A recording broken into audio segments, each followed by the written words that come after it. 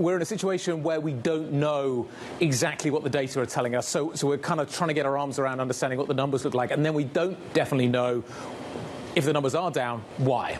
Yeah, so we have a sort of quantitative piece here, namely the Counterpoint research reported by our colleagues in Asia on the news side. They are saying that sales of Apple's flagship device are down 4.5% compared with the year earlier period.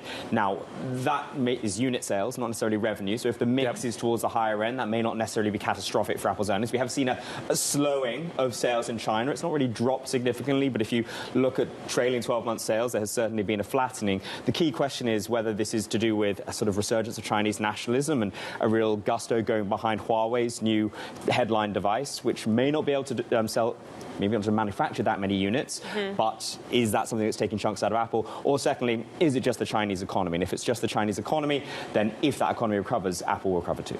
So Ed, what say you? Because it could really go in many different directions on this. But clearly, anything luxury in China is tough right now. What do you think? It's kind of a confluence of the macro story Guy was talking about and the market story that Alex is talking about, right? Counterpoint's conclusion is that it is the Chinese economy. And what's analogous between Apple and LVMH is, you know, there is still growth in China. We get GDP print on Wednesday, which is expected to show a modest uptick in growth quarter on quarter, 4.5% growth on an annualized basis, which is below Beijing's target of 5%.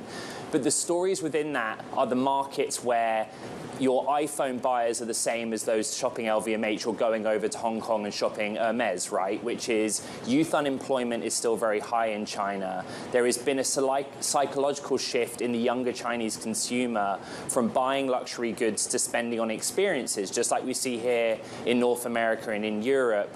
One note of caution on the Counterpoint data, though, is that figure, 4.5% drop over the first 17 days since iPhone 15 launch, is an aggregate of all the variants, 15, 15 Plus, and the 2 Pro models.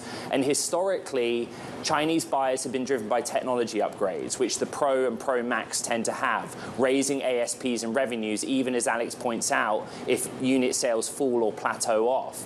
And so Apple always surprises us with China, and that's worth bearing in mind.